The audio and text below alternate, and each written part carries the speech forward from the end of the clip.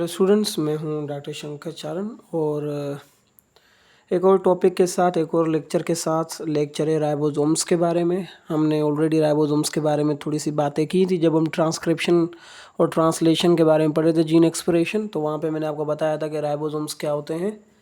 सो इन चीज़ों को देखते हैं, आपके बुक में जो भी बताया गया है उस हिसाब से हम इनको पढ़ेंगे। सो सबसे पहले आपको इसका नेम देखना है। याद रखिएगा, इसको राइबोसोम्स क्यों कहा जाता है, क्योंकि ये पर्टिकुलर नेम कंटेनिंग थोड़ा सा यूनिक नेम है। तो राइबोसोम्स को राइबोसोम्स क्यों कहा जाता है? बिकॉज इट कंटेन्स, समझिएगा concept, it contains high concentration, it contains high, समझिएगा concept, it contains high concentration, it contains high concentration of ribonucleic acid। बहुत ज़्यादा इजी है। It contains high concentration of ribonucleic acid. इनके अंदर ribonucleic acid जो होता है उसकी कंसनट्रेशन बहुत ज़्यादा होती है। तो आपने क्या याद रखना है कि राइबोसोम्स को राइबोसोम्स इसीलिए कहा जाता है क्योंकि इनके अंदर राइबोन्यूक्लिक एसिड की कंसनट्रेशन बहुत ही ज़्यादा होती है as compare to other organelles. इसी वजह से इसको कहा जाता है ribosomes, because it contains high concentration of RNA। So these are termed as the ribosomes. एक तो आपने नेम देखना है इनको, क्योंकि राइबो वर्ड का मतलब क्या होता है अभी समझिएगा कॉन्सेप्ट। यहाँ पे राइबो वर्ड का मतलब होता है RNA कंटेनिंग, सही है। राइबो का मतलब होता है RNA कंटेनिंग, और सोम्स वर्ड जो होता है that is means bodies. Cell के अंदर जो छोटी छोटी बॉडीज होती है ना, माइक्रोस्कोपिक, उन्हें सोम्स कहा जाता है। तो मिला के नाम आ गया राइबोसोम्स। जैसे कि लाइसोसोम्स, पेरोक्सीसोम्स, ग्लाइकोसोम्स आगे पढ़ेंगे हम, तो इसी वजह से इनको कहा जाता है राइबोसोम्स। बहुत ज़्यादा इजी है समझना। तो राइबोसोम्स को राइबोसोम्स क्यों कहते हैं आपको समझ में आ गया होगा। अभी नेक्स्ट हम देखेंगे इनकी शेप। नेम के बाद आपने इनकी शेप देखनी है कि आपको ये सेल के अंदर कौन कौन सी शेप में मिलेगा। आपके बुक के हिसाब से अगर आप देखेंगे तो ये स्मॉल स्पेरिकल शेप में आपको मिलेंगे। They will be small spherical shape, ऐसे स्पेरिकल शेप में आपको मिलेंगे ये। और इसके अलावा ये ग्रेनुलर की फॉर्म में मिलेंगे। ग्रेनुलर वर्ड का मतलब क्या होता है? दानेदार, दानों की फॉर्म में मिलेंगे, दानों की तरह। और ये आपने इनकी शेप देखनी है, ठीक है। So they are small spherical granular and एक और चीज़ याद रखनी है यहाँ पे, दे आर नॉन मेम्ब्रेनियस। ये हमेशा याद रखिएगा।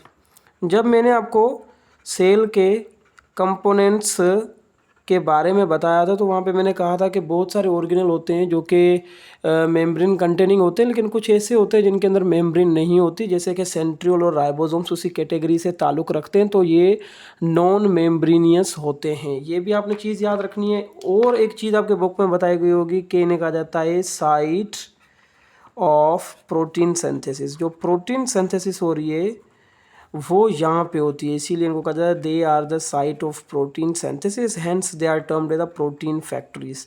इसी वजह से इनको प्रोटीन फैक्ट्रीज का नाम दिया जाता है। कितना ईजी है देखें। तो यहाँ पे प्रोटीन बनता है तो इसी वजह से they are termed the protein factories, that's it. तो कॉन्सेप्ट आपका क्लियर हो रहा होगा, आपको पता चल रहा होगा कि भाई राइबोसोम्स क्या होते हैं। तो ये छोटे छोटे स्ट्रक्चर्स होते हैं और RNA कंटेनिंग बॉडीज़ होते हैं।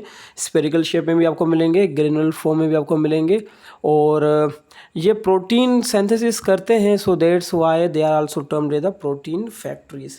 याद रखिएगा, आपको जो राइबोसोम्स मिलेंगे आपको वो प्रोकैरियोट्स में भी मिलेंगे और यूकैरियोट्स में भी मिलेंगे। आपको मैंने ऑलरेडी बताया प्रोकैरियोट्स और यूकैरियोट्स क्या होते हैं, सही है। ऑल सेल्स के अंदर आपको मिलेंगे राइबोसोम्स। अभी ऑल सेल्स का मैंने नाम ले लिया तो आपके जहन के अंदर एक चीज़ आनी चाहिए। ऑल सेल्स का मतलब यहाँ पे ये है कि आपको ये प्रोकैरियोटिक सेल में भी मिलेंगे, जितने भी राइबोसोम से वो प्रोकैरियोटिक सेल में भी मिलेंगे, और आपको ये यूकैरियोटिक सेल में भी मिलेंगे। लेकिन थोड़ा सा डिफरेंस होगा, ये डिफरेंस आपने समझना है कि प्रोकैरियोटिक और यूकैरियोटिक में ये किस तरीके से हमें मिलेंगे, वो थोड़ा सा आपने यहाँ पे देखना है। जैसे कि प्रोकैरियोट्स के अंदर अगर आप देखेंगे तो आपको कोई भी मेम्ब्रेन बाउंड ऑर्गेनेल तो नहीं मिलेगा, ये ना। प्रोकैरियोटिक सेल को आप देख लें, आपको कोई भी मेम्ब्रेन बाउंड ऑर्गेनेल नहीं मिलेगा। अच्छा, मेम्ब्रेन बाउंड ऑर्गेनेल मतलब कि एंडोप्लाज्मिक रेटिकुलम ही नहीं मिलेगा। और अगर एंडोप्लाज्मिक रेटिकुलम नहीं मिलेगा, इसका मतलब ये हुआ कि अगर एंडोप्लाज्मिक रेटिकुलम नहीं मिलेगा तो मतलब कि रफ एंडोप्लाज्मिक रेटिकुलम भी नहीं मिलेगा। और आपको पता है रफ एंडोप्लाज्मिक रेटिकुलम के ऊपर क्या मिलेंगे, आपको राइबोसोम्स मिलते हैं ना, इसी वजह से उसको रफ कहा जाता है। इसका मतलब ये हुआ कि जो प्रोकैरियोटिक सेल होता है उसमें जो राइबोसोम्स होते हैं वो फ्रीली डिस्पर्स होते हैं। इसे क्या कहेंगे आप, प्रोकैरियोटिक सेल में जो राइबोसोम्स होते हैं, दीज आर, मैं समझा रहा हूँ यहाँ पे, राइबोसोम्स आर, क्या लिखेंगे, ribosomes are freely dispersed. Dispersed word का मतलब होता है फैले हुए होते हैं, ये स्प्रेडेड होते हैं फ्रीली। ये एंडोप्लाज्मिक रेटिकुलम के ऊपर अटैच नहीं होते क्योंकि इनके अंदर आपको कोई भी no endoplasmic reticulum, endoplasmic reticulum एक मेम्ब्रेन बाउंड ऑर्गेनेल, और आपको पता है प्रोकैरियोटिक के अंदर मेम्ब्रेन बाउंड ऑर्गेनेल नहीं होता। तो इसी वजह से इनके अंदर आपको जो राइबोसोम्स मिलेंगे that will B freely disperse. उसी जगह पे अगर आप देखते हैं यूकैरियोटिक सेल को, समझिएगा कॉन्सेप्ट। और आपको पता है यूकैरियोटिक सेल को आपने समझाया था मैंने फर्स्ट चैप्टर के अंदर कि इनके अंदर आपको न्यूक्लियस मिलेगा और न्यूक्लियस के इर्द गिर्द आपको मेम्ब्रेन बाउंड ऑर्गेनेल मिलेंगे। और एक सबसे इंपॉर्टेंट मेम्ब्रेन बाउंड ऑर्गेनेल जो मिलेगा that will B endoplasmic reticulum. ऐसे मैंने बना के आपको समझाया था प्रीवियस लेक्चर के अंदर। और एंडोप्लाज्मिक रेटिकुलम जो होगा उस एंडोप्लाज्मिक रेटिकुलम का नाम होगा रफ एंडोप्लाज्मिक रेटिकुलम। और आपको पता है रफ एंडोप्लाज्मिक रेटिकुलम को रफ क्यों कहते हैं, क्योंकि इसके ऊपर आपको क्या मिलेंगे, आपको कोटेड मिलेंगे इसके ऊपर राइबोसोम्स, इसी वजह से तो इनको रफ कहा जाता है। ऐसे ना मैंने बताया हुआ ये, तो ये रफ एंडोप्लाज्मिक रेटिकुलम है और इसके ऊपर आपको क्या मिलेंगे, राइबोसोम्स। तो राइबोसोम्स यूकैरियोटिक सेल में क्या होते हैं, अटैच्ड टू, समझिएगा concept, attached to rough endoplasmic reticulum के ऊपर भी आपको अटैच मिलेंगे और फ्रीली डिस्पर्स भी मिलेंगे। ये दोनों आपने याद रखने हैं, आपको फ्रीली डिस्पर्स भी मिलेंगे और रफ एंडोप्लाज्मिक रेटिकुलम के साथ अटैच भी मिलेंगे। कहाँ पे, यूकैरियोटिक सेल में। लेकिन प्रोकैरियोटिक सेल के अंदर ऐसा नहीं है, वहाँ पे आपको सिर्फ फ्रीली डिस्पर्स मिलेंगे, क्या, राइबोसोम्स। मतलब कि हर एक सेल के अंदर आपको राइबोसोम्स मिलेंगे, प्रोटीन सिंथेसिस करते हैं, इसी वजह से इनको प्रोटीन फैक्ट्रीज कहा जाता है। कॉन्सेप्ट क्लियर हुआ, आगे समझते हैं इसको। अच्छा, टाइप्स ऑफ राइबोसोम्स देख लेते हैं। कुछ यहाँ पे राइबोसोम्स के टाइप इनको समझते हैं अच्छे से।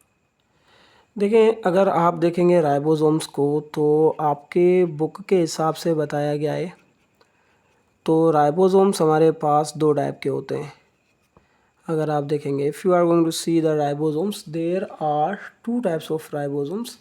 एक राइबोसोम्स को आप नाम देंगे 70 राइबोसोम, याद रखिएगा। एक राइबोसोम को आप 70 राइबोसोम का नाम देंगे और दूसरा जो राइबोसोम होगा दैट विल बी 80। जो 70 राइबोसोम है, उस 70 राइबोसोम को अगर आप देखेंगे तो ये आपको कहाँ कहाँ पे मिलेगा, मैं बताता हूँ ये क्या 70 80 का क्या कॉन्सेप्ट है। 70 राइबोसोम्स को अगर आप देखेंगे तो ये आपको मिलेगा प्रोकैरियोटिक सेल के अंदर, मतलब कि बैक्टीरिया, साइनोबैक्टीरिया वगैरह जितने भी उन प्रोकैरियोटिक सेल के अंदर आपको मिलेगा 70 राइबोसोम्स। माइटोकॉन्ड्रिया एक ऑर्गेनल पढ़ेंगे हम आगे, माइटोकॉन्ड्रिया का जिक्र आएगा, मैं बताऊंगा आपको माइटोकॉन्ड्रिया, वहाँ पे आपको मिलेंगे 70 राइबोसोम्स। और क्लोरोप्लास्ट के नाम से एक और ऑर्गेनल पढ़ेंगे, वहाँ पे भी आपको क्या मिलेगा you will find the ribosomes and these ribosomes will be 70 ribosomes. Concept clear है। और आपको जो यूकैरियोटिक सेल होंगे उनके अंदर आपको और कौन से राइबोसोम्स मिलेंगे, दैट विल बी 80 और 80 राइबोसोम्स आपको सिंपल और सिंपल आपको कौन से सेल में मिलेंगे, that will be the eukaryotic cell. अच्छा, ये 70 और 80 का कॉन्सेप्ट क्या है, उससे पहले आपको जो ना स्ट्रक्चर आना चाहिए राइबोसोम्स का। मैं यहाँ पे आपको बता रहा हूँ स्ट्रक्चर ऑफ राइबोसोम। इन दोनों चीज़ों को समझने से पहले आपको राइबोसोम का स्ट्रक्चर आना चाहिए, सही है। तो राइबोसोम के स्ट्रक्चर के बारे में थोड़ी सी इन्फॉर्मेशन हम देख लेते हैं, फिर आपको 70 और 80 का कॉन्सेप्ट बिल्कुल ईजी लगेगा, सही है ना। तो देखें यहाँ पे राइबोसोम्स के स्ट्रक्चर के अंदर बताया जाता है कि इट इज़ कंपोज्ड ऑफ 2 सब यूनिट्स। याद रखिएगा, राइबोसोम्स हमारे पास जो होते हैं वो कितने सब यूनिट से बनते हैं, 2 सब यूनिट्स। एक सब यूनिट को कहा जाता है दैट इज़ अ स्मॉलर सब यूनिट, एक होता है स्मॉलर सब यूनिट। कॉन्सेप्ट याद रखिएगा, वन इज स्मॉलर सब यूनिट, और जो सेकंड होता है उसे कहा जाता है लार्जर सब यूनिट। तो जितने भी राइबोसोम्स होते हैं वो 2 सब यूनिट से मिलके बनते हैं। तो जो स्मॉलर सब यूनिट होता है दैट इज़ केप लाइक, ये केप की तरह होता है, याद रखिएगा, ये समझिएगा कॉन्सेप्ट, ये केप की शेप की तरह होता है। और जो लार्जर सब यूनिट होता है दैट इज़ डोम शेप, डोम होता है ना, मकबरा जैसे होता है, वैसे ही गुम्बज जिसे कहा जाता है, गुम्बज की तरह होगा ये डोम शेप्ड। और उस डोम शेप के नीचे होगा स्मॉलर सब यूनिट जिस जो कि केप शेप होगा। तो इनकी शेप भी आपने याद रखनी है और राइबोसोम्स के बारे में आपने याद रखना है। देखें ये जो स्मॉलर सब यूनिट होता है वो केप शेप होता है लाइक दिस, सपोज ये केप शेप है, सपोज ऐसे, तो ये स्मॉलर सब यूनिट है, इट्स अ केप शेप। और जो लार्जर सब यूनिट होता है that is a dome shape like this, suppose ये डोम शेप है, सही है, ऐसे गुम्बज की तरह है। तो केप शेप एंड जो होता है ना डोम शेप, वो लार्जर सब यूनिट होता है। ये दोनों अलग अलग होते हैं सेल के अंदर, लेकिन जब प्रोटीन बन रही होती है, जब एमआरएनए आता है न्यूक्लियस में से, तो ये दोनों आपस में क्या हो जाते हैं, अटैच हो जाते हैं और एक पर्टिकुलर यूनिट बनाते हैं। सिर्फ उस पर्टिकुलर यूनिट को नाम दिया जाता है राइबोसोम्स का। कैसे, मैं आपको बता रहा हूँ, देखें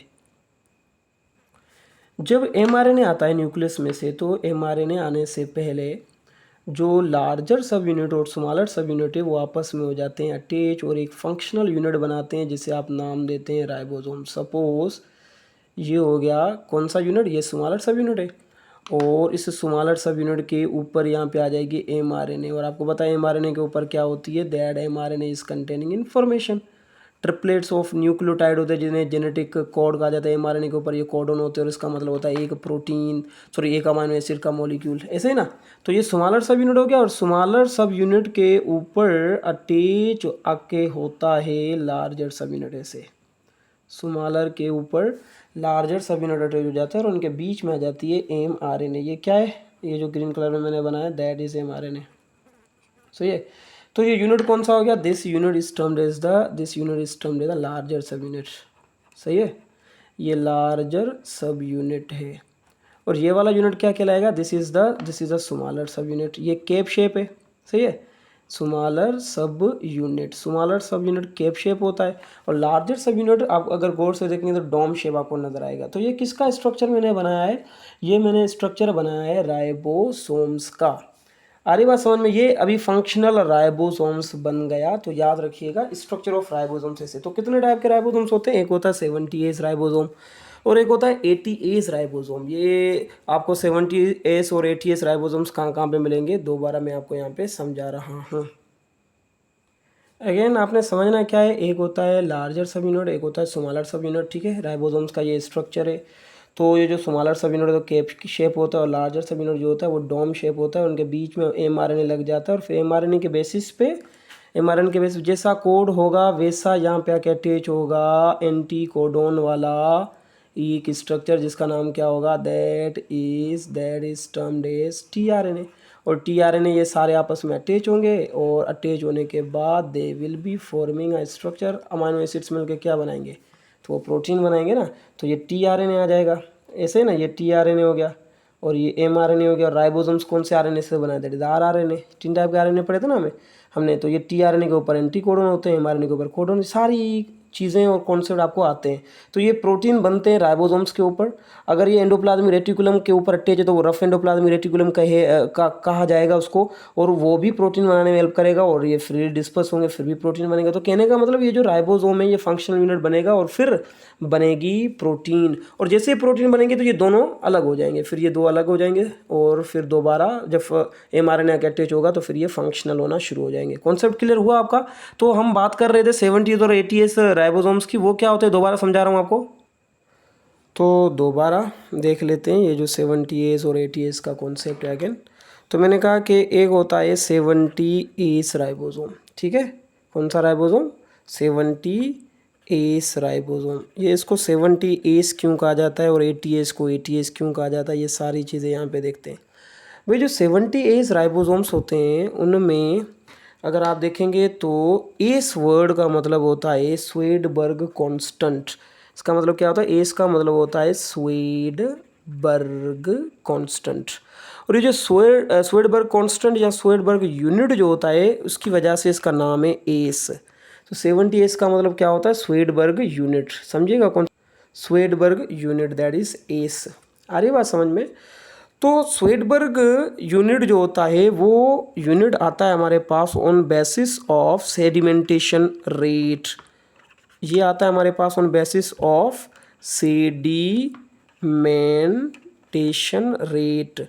अभी आप कहेंगे कि सर ये सेडिमेंटेशन रेट क्या है? आपने अगर सेंट्रीफ्यूगेशन का कॉन्सेप्ट पढ़ा हो, सेंट्रीफ्यूगेशन जो हमने पढ़ा था, वो जो सेंट्रीफ्यूगेशन होती है, दैट सेंट्रीफ्यूगेशन में वो जो सेडिमेंटेशन का प्रोसेस होता है, उस सेडिमेंटेशन प्रोसेस को एक साइंटिस्ट ने पढ़ा था जिसका नाम था थियोडर स्वेडबर्ग। और वो जो थियोडर स्वेडबर्ग था, उस बंदे ने हमें बताया था अबाउट द सेडिमेंटेशन रेट, और उस बेसिस पे हमने राइबोसोम्स के नाम बनाए हैं। अगर आप प्रोकैरियोटिक का राइबोसोम बाहर निकालेंगे तो उसको जब आप सेंट्रीफ्यूज करेंगे तो उसका कितना वैल्यू आएगा? 70s। और वही यूकैरियोटिक का आप निकालेंगे तो वैल्यू कितना आएगा? 80s। इसी वजह से इनको कहा जाता है 70s एंड 80s। इसका फार्मूला अगर आप देखेंगे सेडिमेंटेशन रेट का डिफरेंट होता है, लेकिन ये कि एक बात याद रखिएगा, one Svedberg unit is equal to 10⁻⁻13 seconds. ये याद रखिएगा, one Svedberg unit is equal to 10⁻⁻13 second. तो इसका मतलब अगर 70 है तो हमने क्या करना है? 70 राइबोसोम्स जो होगा उसको क्या करना है? 70 को मल्टीप्लाई करना है 10⁻⁻13 सेकेंड से। तो ये हमारे पास क्या आ जाएगा? Svedberg unit sedimentation rate. तो सेडिमेंटेशन रेट के बेसिस पे हम नाम रखते हैं।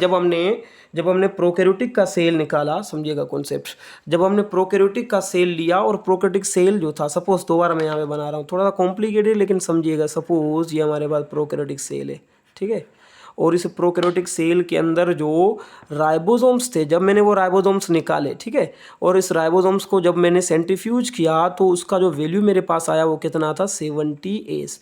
उसी जगह पे अगर मैंने यूकैरियोट्स के राइबोसोम्स लिए, और यूकैरियोट्स के राइबोसोम्स क्या होते हैं? दैट इज 80s, ऐसे ही ना।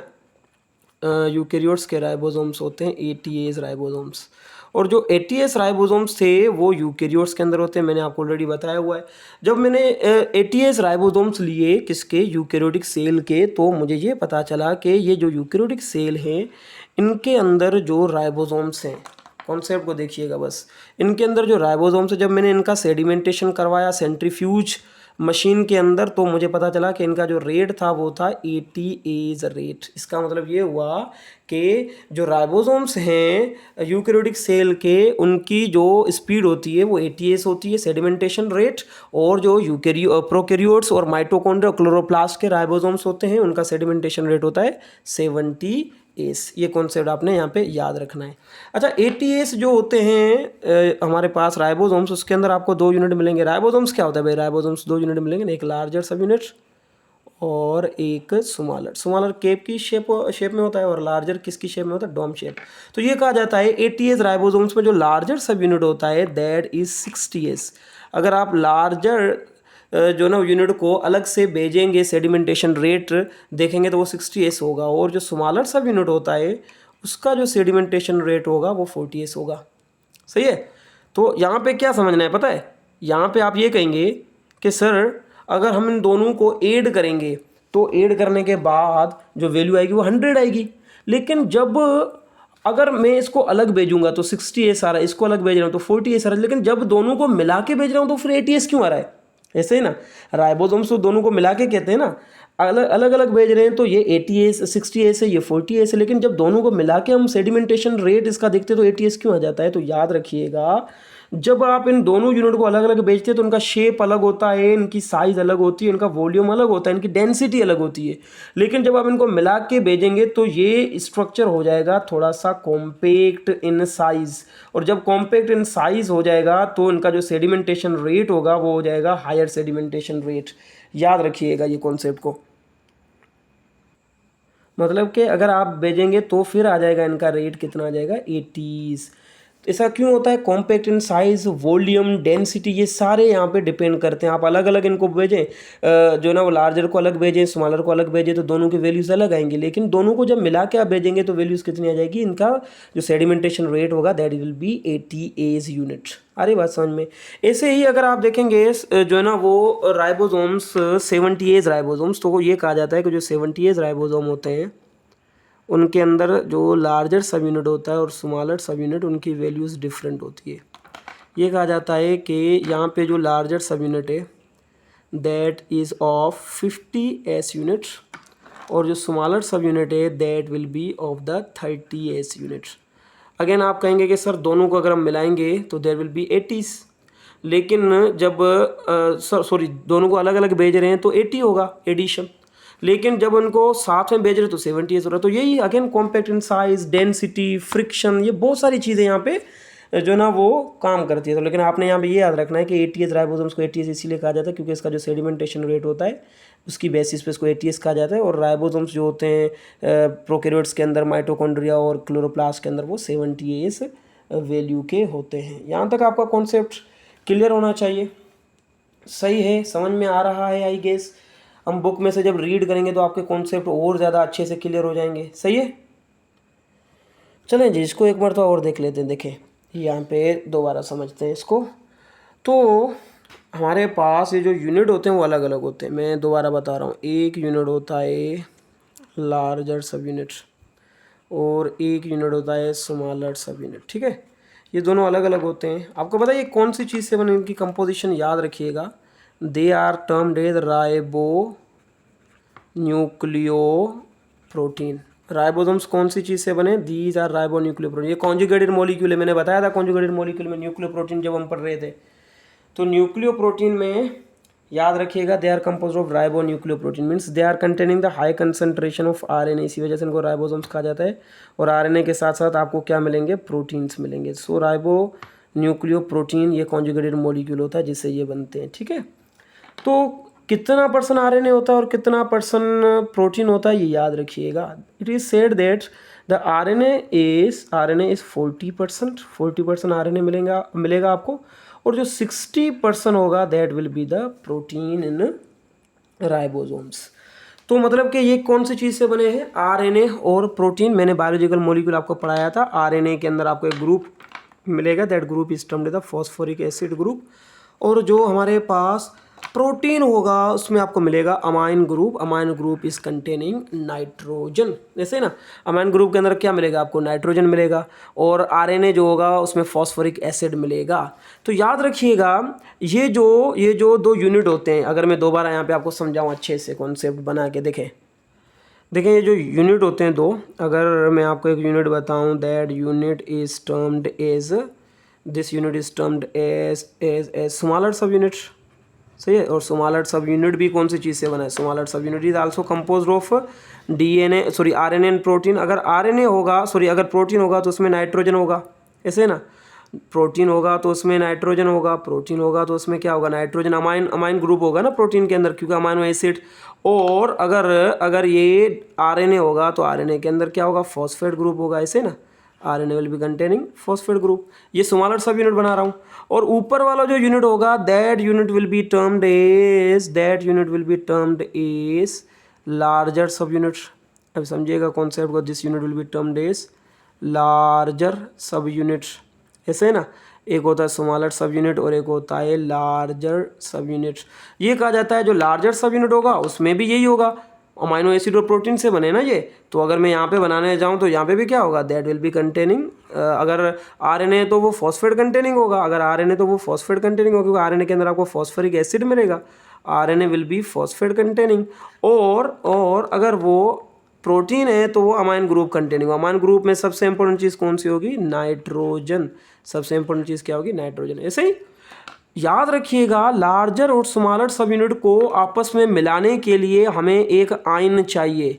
वो आयन होता है मैग्नीशियम आयन, याद रखिएगा।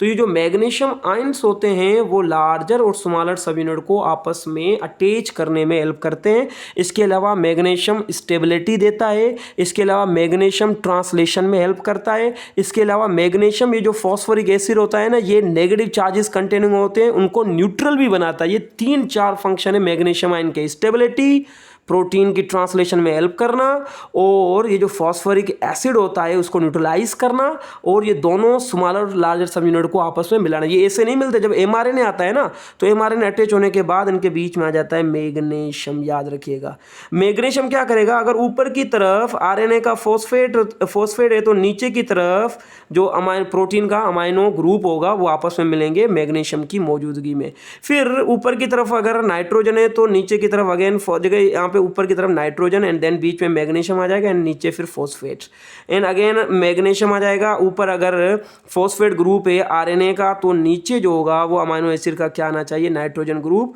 और ऐसे ये मैग्नीशियम जो होता है वो बीच में आ जाता है नाइट्रोजन और फॉस्फेट। आपको पता है फॉस्फेट आपको कहाँ पे मिलेंगे, आप कहेंगे सर फॉस्फेट आप हमें मिलेंगे आरएनए के अंदर, और मैं अगर आपसे पूछूं कि भाई जो है ना वो अमाइनो एसिड कहाँ पे मिलेंगे, तो आप कहेंगे सॉरी प्रोटीन के अंदर नाइट्रोजन मिलेगा। तो उनके बीच में एक यूनिट लग जाता है, एक आयन लग जाता है जिसका नाम होता है मैग्नीशियम आयन। तो मैग्नीशियम आयन का मेन मकसद क्या होता है, दो लार्जर और स्मॉलर सब यूनिट्स को आपस में अटैच करके रखना। आपके बुक के अंदर ये बताया गया है और इसके बारे में ही समझाया गया है। ठीक हो गया।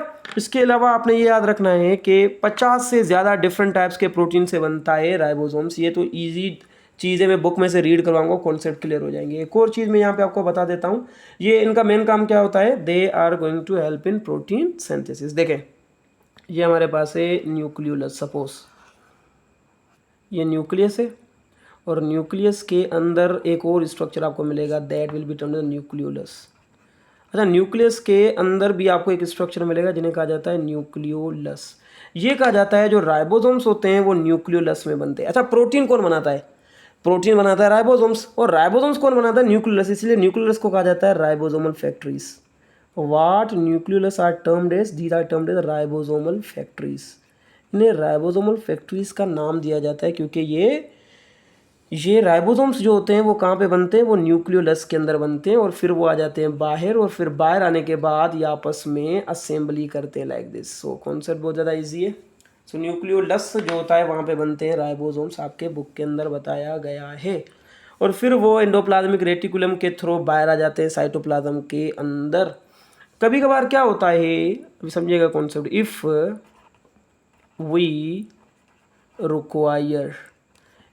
रिक्वायर मोर प्रोटीन, ज़्यादा प्रोटीन चाहिए, and same type of protein, कभी कभार क्या होता है हमें ज़्यादा प्रोटीन चाहिए और सेम टाइप की प्रोटीन चाहिए, तो फिर एक ही एमआरएनए के ऊपर बहुत सारे राइबोसोम्स अटैच हो जाते हैं। याद रखिएगा, ये एक ही एमआरएनए, सपोज ये एक ही एमआरएनए, और इस एक एमआरएनए के ऊपर बहुत सारे राइबोसोम्स अटैच हो जाएंगे लाइक दिस। एक मिनट, हम इसको समझते हैं अच्छे से।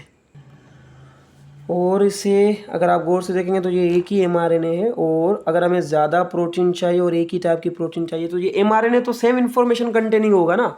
एमआरएनए तो सिंपल सेम टाइप की प्रोटीन बनाने में हेल्प करेगा। तो सिंपली क्या होता है, एक एमआरएनए के ऊपर बहुत सारे राइबोसोम्स अटैच हो जाते हैं। देखिए ये एक राइबोसोम, इसी एमआरएनए के ऊपर एक और राइबोसोम अटैच हो गया, इसी एमआरएनए के ऊपर एक और राइबोसोम, सेम एमआरएनए है तो कॉमन सेंस की बात है, जो प्रोटीन बनेगी वो सिमिलर बनेगी और ज़्यादा प्रोटीन बनेगी। तो कॉन्सेप्ट आपने याद रखना है, यहाँ पे सेम प्रोटीन बनेगी, जैसा प्रोटीन ये राइबोसोम बनाएगा वैसा प्रोटीन दूसरे राइबोसोम भी बनाएंगे, क्योंकि इन्फॉर्मेशन जो है जेनेटिक इन्फॉर्मेशन प्रोटीन बनाने वाली वो तो सिमिलर है। तो अगर हमारे सेल को ज़्यादा प्रोटीन चाहिए और सेम टाइप का प्रोटीन चाहिए तो हमारे एक एमआरएनए के ऊपर बहुत सारे राइबोसोम्स आपस में असेंबल हो जाते हैं, और इस असेंबली को कहा जाता है पॉलीसोम्स। इस असेंबली को क्या कहा जाता है, पॉलीसोम्स, और दूसरा नाम होता है इसका पॉलीराइबोसोम्स।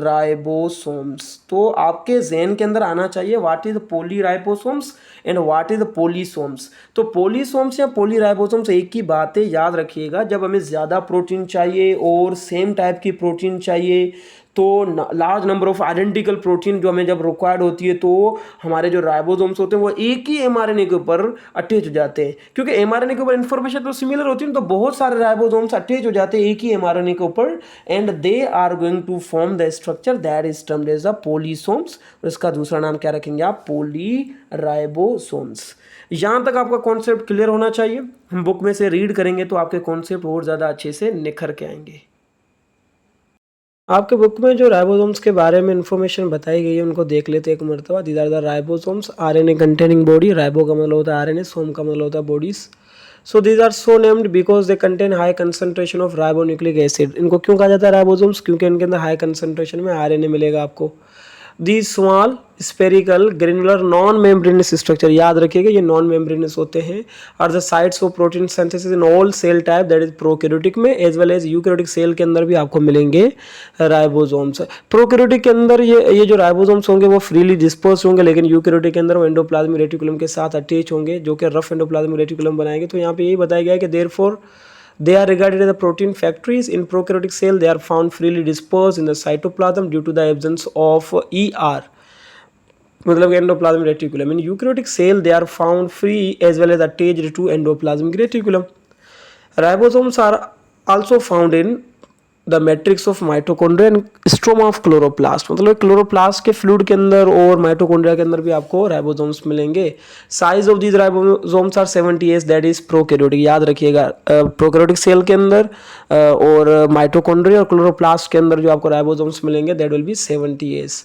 It is a good evidence that eukaryotic cell evolve from prokaryotic cell. यहाँ से हमें एक सबूत मिलता है कि प्रोकैरियोटिक सेल पहले दुनिया के अंदर आया और फिर उसमें से यूकैरियोटिक सेल बने। ये क्या कॉन्सेप्ट है आगे बैक्टीरिया वाला जब हम चैप्टर पढ़ेंगे प्रोकैरियोट्स वहां पे आपको समझाऊंगा अच्छे से। So the size of ribosomes of eukaryotic cell is a little larger than prokaryotic cell, that is 80S, while the prokaryotic ribosomes is 70S। और इस वर्ड का मतलब क्या था? स्वेडबर्ग कांस्टेंट, स्वेडबर्ग यूनिट, जो कि इक्वल होता है 10⁻⁻13 सेकंड्स के। मैंने आपको बताया था सेडिमेंटेशन रेट के बेसिस पे इनको हम क्लासीफाई करते हैं। आपके बुक में ये सारी चीज़ें बताई गई, अगर आप गौर से देखेंगे तो देखिए ये हमारे पास है स्मॉलर सब यूनिट और ये है लार्जर सब यूनिट। लार्जर सब यूनिट जो होता है वो डोम शेप होता है और स्मॉलर सब यूनिट जो होता है वो केप शेप होता है। और ये देखिए जब एमआरएनए आके यहाँ पे अटैच होता है तो फिर ऊपर लार्जर सब यूनिट आ जाता है, नीचे स्मॉलर सब यूनिट आ जाते हैं और फिर प्रोटीन बनती है। Each ribosome is consists of two unequal units. The larger subunit is dome-shaped and smaller one form a cape on the flat surface of the larger subunit. Larger subunit के ऊपर ही smaller के ऊपर ही larger attach होता है और एक cape shape होता है और एक dome shape. Eukaryotic ribosome is the larger subunit of 60S and smaller subunit of 40S particle. On attachment as a single unit मतलब कि functional ribosome it becomes 80S particle. Both the unit are attached by magnesium ion। मैंने आपको बताया concept. The ribosomes is chemically made up of nucleoprotein. कौन सा nucleoprotein? Ribonucleoprotein, जिसमें RNA होगा 40% and protein है 60%। They are made up of 50 different types of protein से बनता है ribosomes. Magnesium form bond between phosphate group of RNA amino group of amino acid to attach both units of the at the same time of protein synthesis. जो magnesium होता है वो एक unit के phosphate के साथ, मतलब कि आरएनए के फॉस्फेट के साथ और प्रोटीन के अमीनो एसिड के नाइट्रोजन के साथ बॉन्ड बनाता है at a time. So recent investigation revealed that the ribosomes are manufactured in nucleolus in eukaryotic cell from where they are transferred to the cytoplasm through the nuclear ports via endoplasmic reticulum के जरिए वो बाहर आ जाते हैं, लेकिन बनते कहाँ पे? Nucleolus of the nucleus. ये कॉन्सेप्ट क्लियर होना चाहिए। So during protein synthesis, several ribosomes are attached to single mRNA to synthesize number of identical proteins molecules। मतलब कि जब प्रोटीन बन रही होती है तो ज़्यादा अगर प्रोटीन चाहिए हमें और इमीजिएट प्रोटीन चाहिए, रिपीटली प्रोटीन चाहिए, आइडेंटिकल प्रोटीन चाहिए, तो फिर वो राइबोसोम से एक असेंबली बनाते हैं एक ही सिंगल mRNA के ऊपर। This group of ribosome attach to a single mRNA is known as polysomes या पोलीराइबोसोम्स। यहाँ पे एक तस्वीर है वो मैं आपको बताता हूँ आपका कॉन्सेप्ट क्लियर करने के लिए। यहाँ पे कुछ चीज़ें आपको नज़र आ रही हैं। इन चीज़ों में अगर गौर से देखें तो आपको एक नज़र आ रहा है स्मॉलर सब यूनिट, सही है, और एक नज़र आ रहा है लार्जर सब यूनिट। तो ये अलग अलग होते हैं, न्यूक्लियोलस के अंदर बनते हैं और जब इनकी ज़रूरत होती है एमआरएनए के अटैच होता है। देखिए ये एमआरएनए जिसके ऊपर इन्फॉर्मेशन है और फिर ये नीचे आ जाता है स्मॉलर सब यूनिट, ऊपर आ जाता है लार्जर सब यूनिट और फिर टीआरएनए के अटैच होता है और वो अमाइनो एसिड्स को अटैच करते जाता है और बनाता है प्रोटीन। तो अगर गौर से आप देखेंगे तो इससे बनता है हमारे पास फंक्शनल राइबोसोम। ये हमारे पास इनके यूनिट है। और इसके अंदर आरएनए होता है राइबोसोम्स के अंदर, ठीक है। ये एमआरएनए हो गया और ये हो गया टीआरएनए। तो ये सारी चीज़ें ऑलरेडी आपको पता है। सो आई होप समझ में आया होगा आपको कॉन्सेप्ट राइबोसोम्स के बारे में।